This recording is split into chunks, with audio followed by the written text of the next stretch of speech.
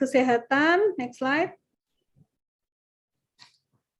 Jika hasil analisisnya ada data wanita berstatus menikah yang tidak sedang hamil, yang tidak ber-KB, kemudian ada wanita usia subur yang tidak ber-KB, ada data yang tidak sama dengan data program, dan ada data self-assessment kelayakan hamil di aplikasi Cecatin, ternyata banyak ibu-ibu yang masih anemia, ternyata ibu yang mempunyai darah tinggi yang tidak terkontrol, penyakit diabetes mellitus, atau masalah kesehatan lainnya, itu dapat segera dilakukan intervensi.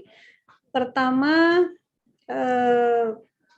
dengan penyediaan buku KIA sebagai panduan, kemudian aplikasi Kescatin, aplikasi Roda Clock untuk kelayakan ber-KB, dan berkoordinasi dengan OPDKB atau BKKBN dalam penyediaan alokon dan advokasi kepesertaan serta kesinambungan kepesertaan agar tidak drop out atau putus ber-KB. Dan juga advokasi dan kampanye promosi pentingnya KB kepada pemuka agama, kader kesehatan, dan PKK. Next slide. Untuk ibu bersalin, ini juga banyak sekali yang bisa dilakukan, mulai dari ibu hamilnya, walaupun indikatornya adalah ibu bersalin, tetapi sejak hamil sudah ada perencanaan persalinan.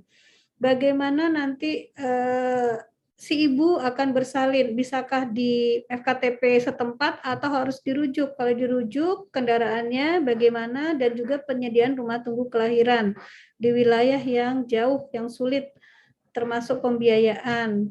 Untuk ibu hamil yang KEK itu diberikan PMT bagi ibu hamil KEK, kemudian kepesertaan JKN, dan sarana prasarana untuk persalinan normal di FKTP setempat, puskesmas maupun praktek swasta lainnya yang dapat memberikan pelayanan persalinan yang berkualitas.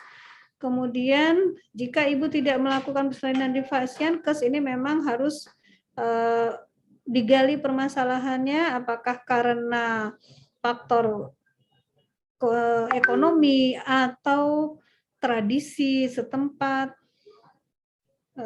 Ada misalnya di NTT itu jika menikah laki-laki harus memberi belis atau seperti mahar, jika belisnya belum lunas itu masih bisa dicicil walaupun sudah menikah, cuma kepala keluarga tidak bisa mengambil keputusan terhadap si istrinya. Ini juga menjadi hambatan, ini perlu diselesaikan tergantung kondisi wilayah lokal masing-masing. Kemudian Fasiankes untuk pertolongan persalinan juga harus disiapkan sarana prasarana dan alatnya, termasuk keterampilan SDM yang saat ini sudah ada 5 leveling persalinan. Persalinan diutamakan di tempat yang memiliki tim 3 orang, ada dokter, bidan, dan perawat.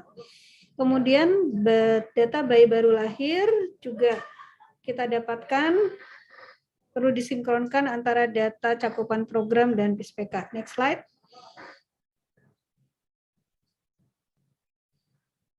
Indikator ASI eksklusif, ini juga kita melakukan advokasi kepada ibunya, mulai dari ibu hamil, begitu lahir melakukan IMD, dan juga pemberian ASI eksklusif.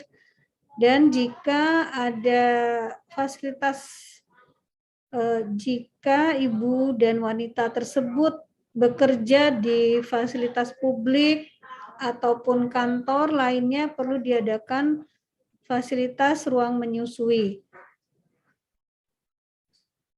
Jika ada data yang tidak sama, maka harus dilakukan sinkronisasi data. Next slide.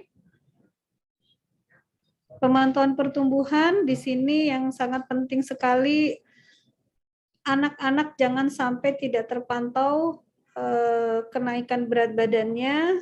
Di zaman pandemi kemarin cukup jauh drop cakupan dari penyelenggaraan posyandu, maka memang harus jemput bola kita melakukan pengukuran ke rumah untuk pemantauan dari status gizi balita. Serta yang terakhir adalah mendorong proses percepatan mendapatkan NIK dari Dukcapil bagi sasaran bayi dan balita. Mungkin demikian ya. Next slide, habis ya. Baik, ada lagi integrasi data, yaitu ini data ibu hamil itu bisa dicocokkan dengan kepemilikan JKN. Berapa persen sih yang memiliki? Kadang ibu hamil tersebut dan keluarganya tidak tahu bahwa mereka adalah peserta PBI dan JKN-nya tidak digunakan.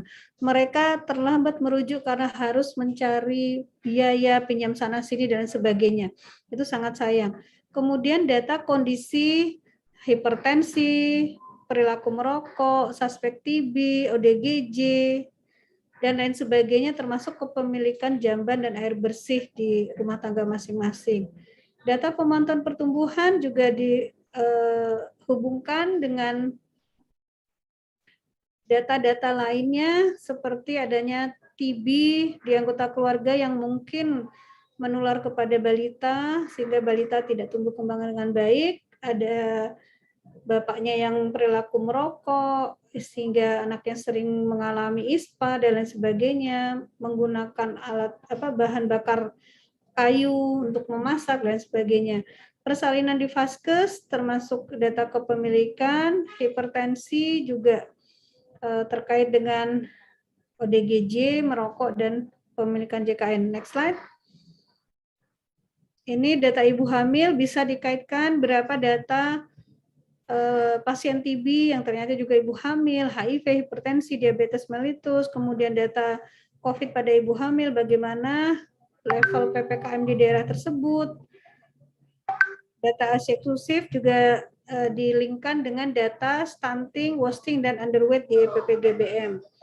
Apakah betul bayi-bayi yang tidak mendapatkan ASI eksklusif kondisinya tidak baik pertumbuhannya, sedangkan yang ASI eksklusif itu tidak ada yang stunting, wasting, ataupun underweight. Itu harus dilakukan analisis.